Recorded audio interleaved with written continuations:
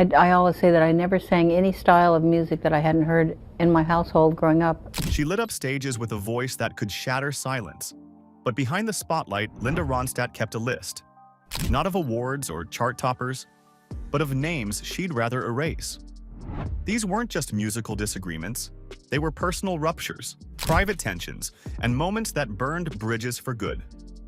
One legendary frontman stunned her mid-performance, while another iconic artist twisted her words into public shame. In this rare look behind the curtain, we uncover the 7 musicians Ronstadt never forgot, and not for the reasons you'd expect. Number 7. David Crosby. During the vibrant Laurel Canyon era of the 1970s, Linda Ronstadt and David Crosby were part of a close-knit creative community built on collaboration and mutual influence. They frequently appeared at jam sessions, shared the stage at benefit concerts, and offered vocal support on each other's projects. This spirit of artistic camaraderie, however, reportedly began to strain during rehearsals for a benefit concert in 1975. According to accounts from those close to the scene, tensions surfaced when Crosby suggested a key change for a group performance. Ronstadt, known for being precise about her vocal range and arrangements, declined, explaining that the change didn't suit her voice. Whispers in industry circles suggested that just weeks later, Crosby made dismissive comments about Ronstadt in an interview, allegedly describing her as manufactured and more a product of studio engineering than organic artistry. Though the quote was never officially confirmed or widely published, the implication lingered, and it left an impression.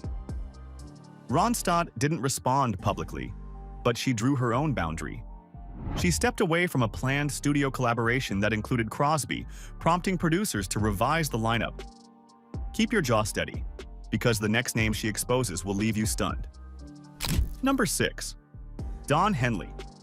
In the early 1970s, Linda Ronstadt played a pivotal role in launching the careers of Don Henley and Glenn Frey, who would go on to form the Eagles.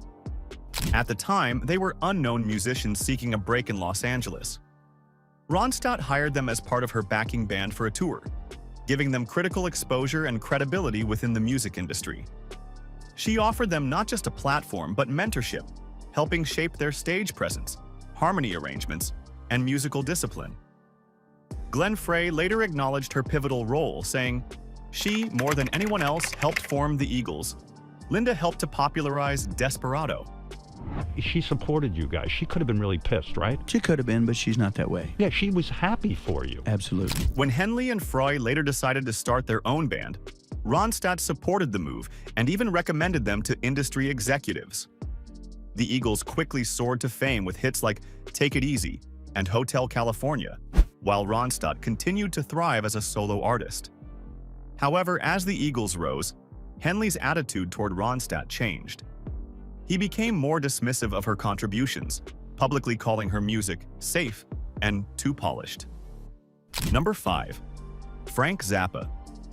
In 1974, Linda Ronstadt reportedly entered Frank Zappa's studio to explore the possibility of a creative collaboration. Drawn to Zappa's avant-garde blend of rock, jazz, and experimental forms, she was curious about pushing musical boundaries beyond the pop and country rock spheres where she had already found success.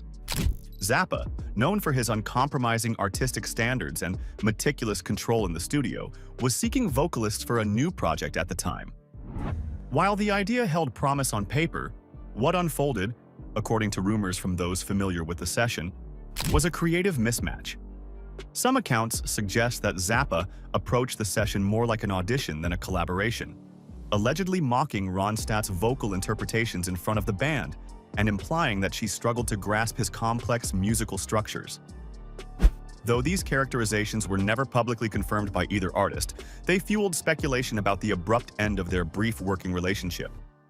Feeling out of sync with the studio dynamic, Ronstadt reportedly chose to leave the session early and declined to pursue the project further. The tapes were never released, and she and Zappa did not collaborate again.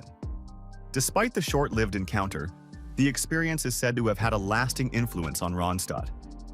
Rather than retreat creatively, she doubled down on artistic independence, taking bold steps into new genres, from mariachi and opera to big band standards that would ultimately expand her legacy far beyond the boundaries of pop and rock. Get ready for a name drop you won't believe. The tension only gets worse from here. Number 4. Paul Simon. In the mid-1980s, Ronstadt joined Paul Simon on the landmark Graceland album, lending her voice to the haunting duet Under African Skies. Their connection came amid controversy. Ronstadt's earlier performance in apartheid-era South Africa had drawn criticism. Simon, defending his longtime friend, made a powerful public statement. "I know that her intention was never to support the government there. She's extremely liberal in her political thinking and unquestionably anti-apartheid, affirming both her integrity and his trust." Despite their shared history, the studio sessions for a proposed duet later in 1982 ended abruptly. According to accounts, Simon's notorious perfectionism clashed with Ronstadt's confidence, and he reportedly rejected many of her ideas. Frustrated, she walked away, a painful decision that showcased her commitment to respect and creative sovereignty.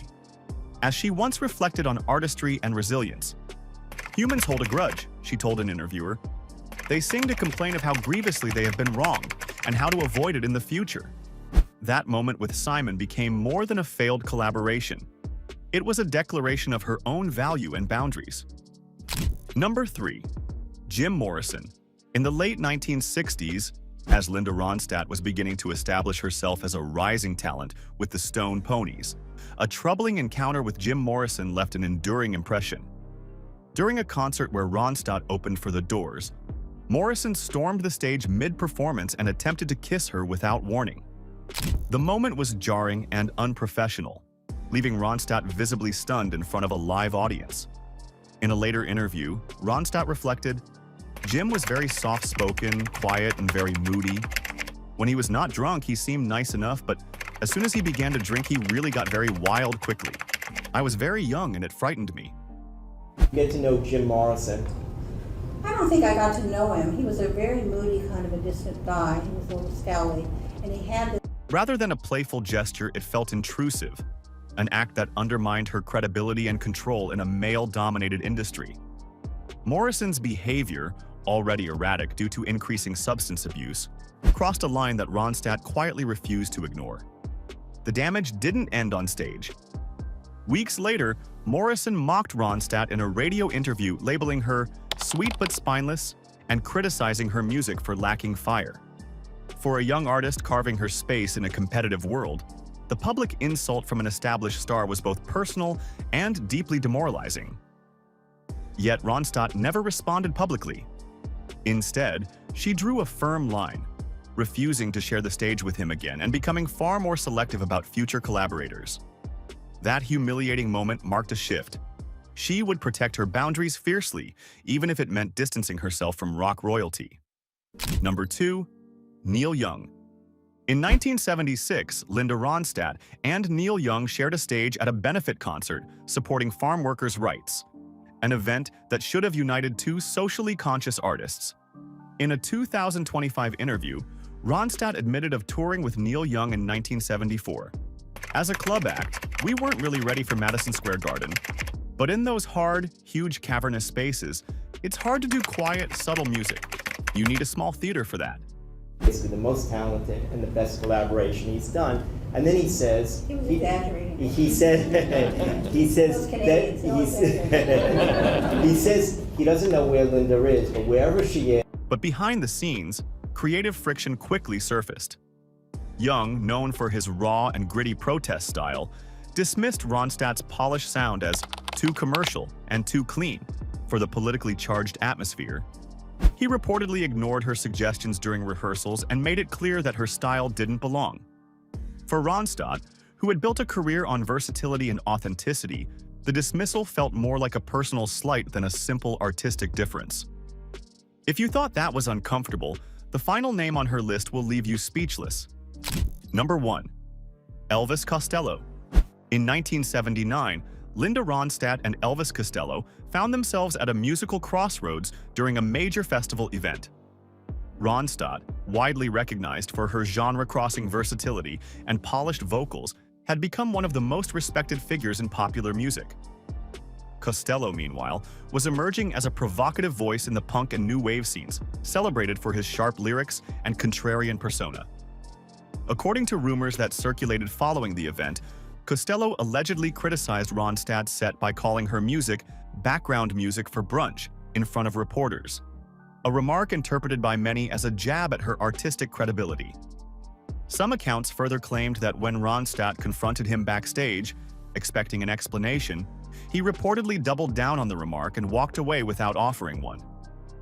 Though these accounts remain speculative, the story gained traction in the industry and left an impression on those who followed both artists' careers.